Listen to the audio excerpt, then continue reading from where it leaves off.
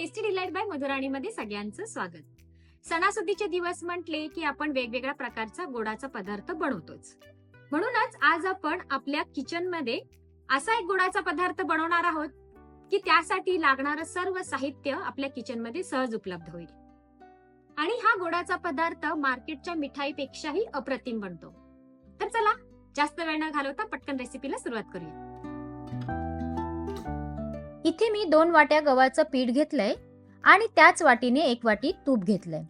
कधीही गव्हाचं पीठ घेताना चाळून घ्या, कारण त्याच्यात काही कचरा किंवा छोटे छोटे गव्हाचे कण असतात, ते काढून टाकता येतात. आता एका पॅन मध्ये 2 चमचे तूप गरम करून घेऊया. त्यात हा 2 चमचे सुका मेवा घेतलाय, तो तळून घेऊया. मी याच्यात काजू, बदाम आणि पिस्ते बारीक चिरून घेतलेत. तुम्ही तुमच्या आवडीचे ड्रायफ्रुट्स घालू शकता. ते तळून झाले, ते काढून घेऊया.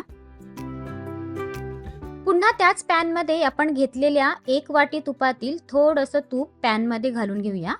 तूप वितळलं की त्यात 2 वाट्या घेतलेलं गव्हाचं पीठ घालून पीठ भाजून घ्यायचं. हे पीठ आपल्याला एकदम मंद आचेवर भाजून घ्यायचं आहे. तुम्हाला पिठाच्या थोड्या गुठळ्या झालेल्या दिसत असतील. जसं जसं तुम्ही हे पीठ भाजत जाणार तसं तसं सर्व गुठळ्या मोडत जातात. 5 ते 10 मिनिटं मी हे पीठ भाजून घेतलंय. आता हे पीठ कोरडं वाटत आहे, म्हणून मी आणखी थोडंसं तूप घालून पुन्हा हे पीठ भाजून घेते. पीठ भाजताना पेशन्स महत्वाचे, कारण मंद आचेवरच आपल्याला हे पीठ खमंग भाजून घ्यायचं आहे. जितकं तुम्ही पीठ खमंग भाजून घेणार तितकेच तुमचे लाडू खाताना पेड्यासारखे लागतील. तुम्ही पाहू शकता आपल्या गव्हाच्या पिठाचा कलरही थोडासा बदललाय. आता त्यात दुसरं साहित्य म्हणजे मी इथे डेसिकेटेड कोकोनट घेतलंय. आपण 2 वाट्या गव्हाचं पीठ घेतले, त्याकरिता अर्धी वाटी डेसिकेटेड कोकोनट घ्यायचे. ते घालून ते सुद्धा गव्हाच्या पिठासोबत भाजून घेऊया. त्याच्यात अजून थोडंसं तूप घालून घेऊया. आपण ज्या वाटीने गव्हाचं पीठ घेतले त्याच वाटीने अर्धा वाटी डेसिकेटेड कोकोनट घेतले. वाट्या किंवा कप घेताना सारखंच प्रमाण घ्या. म्हणजेच तुम्ही जर वाटीचं प्रमाण घेणार असाल तर वाटीनेच सगळं साहित्य मोजून घ्यायचं. कप घेणार असाल तर कपाने सगळं साहित्य घ्यायचं. आता त्यात हे सगळं उरलेलं तूप घालून घेते.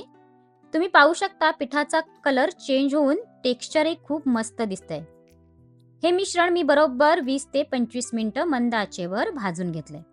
मिश्रण भाजून झालंय, ते ताटात काढून घेऊया. त्याच पॅन मध्ये 1 चमचा तूप घालून तूप गरम करून घ्यायचं. इथे मी 1 वाटी गूळ घेतलंय, ते तुपात घालून गूळ फक्त मेल्ट करून घ्यायचं. कोणत्याच प्रकारचा पाक वगैरे करायचा नाही, तर फक्त वितळून घ्यायचं आहे. इथे आपण 2 वाट्या गव्हाचं पीठ घेतलंय आणि अर्धी वाटी डेसिकेटेड कोकोनट घेतलंय. त्याकरिता आपण 1 वाटी गूळ घेणार आहोत. तुम्हाला जास्त गोड करायचं असेल तर थोडंसं गुळाचं प्रमाण जास्त घेतलं तरी चालेल, पण या मापाने लाडू मस्त होतात. आता गूळ छान वितळलंय. त्याच्यात हे भाजलेलं पीठ आणि तळून घेतलेला सुकामेवा घालून मिक्स करून घ्यायचं. हे सगळं मिक्स करून झालं की त्यात वेलचीची पूड घालूया. आणि मी इथे जायफळ घेतले, ते असं खिसून घालायचं, म्हणजे जायफळचा सुगंध लाडवामध्ये मस्त उतरतो. आता हे सगळं व्यवस्थित मिक्स करून घ्यायचं. मिक्स करून झाल्यावर हे मिश्रण थोडा वेळ थंड होऊ द्यायचं. एकदम पण थंड नाही करायचं, थोडंसं कोमट असतानाच लाडू वळून घ्यायचे. मिश्रण कोमट झालंय, त्याचे लाडू वळून घेऊया. तुमच्या आवडीप्रमाणे तुम्हाला लाडू किती लहान किंवा मोठा पाहिजे त्याप्रमाणे लाडू वळून घ्या. हे बघा मस्त लाडू वळतायत. असेच सगळे लाडू वळून घेऊया. तुम्ही पाहू शकता सर्व लाडू बनून झालेत. मी इथे छोट्या वाटीचा वापर केला होता, म्हणून 8 ते 9 लाडू झालेत. तुम्ही जर मोठी वाटी किंवा कप घेतला तर जास्त लाडू बनून तयार होतील. सर्व लाडवांवर पिस्त्याचे काप लावून घेऊया. कोणाकोणाला साखरेचे पदार्थ नसतील खायचे तर हा गुळाचा पदार्थ नक्की करून पहा. आणि यात आपण गव्हाच्या पिठाचा वापर केल्यामुळे हे लाडू हेल्दी सुद्धा आहेत. 1 लाडू आपण तोडून बघूया. हे बघा मस्त लाडू बनून तयार आहेत. 2 वाट्या गव्हाच्या पिठापासून बनवलेले लाडू तयार आहेत. रेसिपी आवडल्यास शेअर करा, लाईक करा आणि बेल आयकॉनवर क्लिक करायला विसरू नका. त्याच्याने काय होणार, मी जेव्हा नवीन व्हिडिओज अपलोड करेल त्याचं नोटिफिकेशन तुम्हाला मिळत राहील. रेसिपी बघितल्याबद्दल सर्वांचं खूप खूप खूप मनापासून धन्यवाद. चला भेटूया पुन्हा नवीन रेसिपी सोबत. तोपर्यंत धन्यवाद.